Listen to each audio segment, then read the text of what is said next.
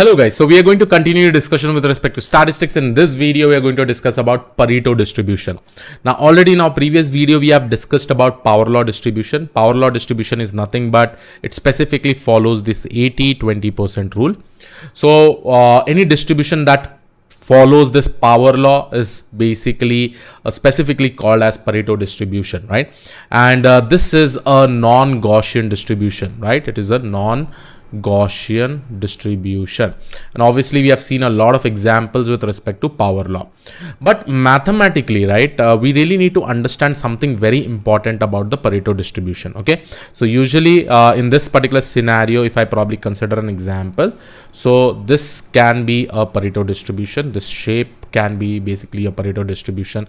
You can actually change this height also. This height can also be changing like this, right? It can also be something like this, right? But mathematically, you really need to understand one very important thing about the Pareto distribution. If I probably discuss with respect to probability density function. So here you have this alpha value, right?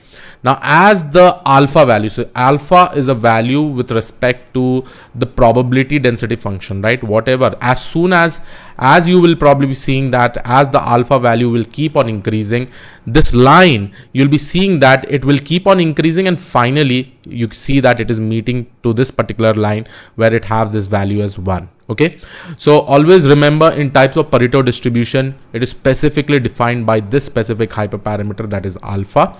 And as the alpha value keeps on increasing, right, when it goes and it keeps on increasing, here you will be seeing the height of this particular probability density function will keep on also increasing. But at the end of the day, you'll be able to see that it will be reaching this line of 1, right, with respect to any random variable that is x that is present over here.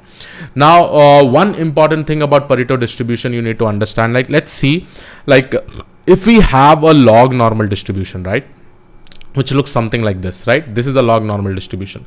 If we add log normalization, if we probably apply a log normalization transformation onto this, then we specifically get a Gaussian distribution, right? Gaussian distribution.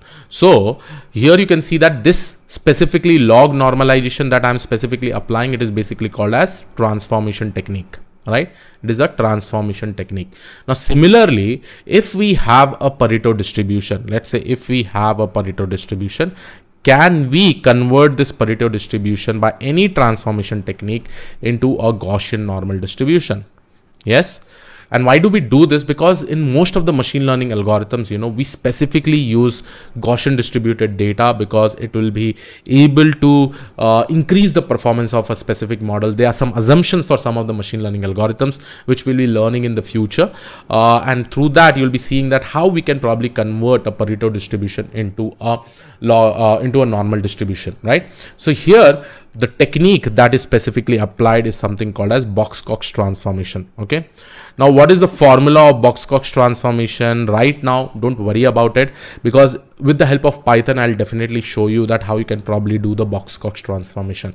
But just understand, this is a transformation technique which will probably convert Pareto distribution into a normal distribution. Okay, now let's go ahead and discuss about some of the examples and understand Pareto distribution has a lot of advantages. It is used in various domains, specifically in IT industry, right? If I probably consider, I can give you two amazing examples. One saying that 80% of the entire project, okay, is done majorly by the 20% of the team, right? So you'll be seeing this in a specific IT company, right?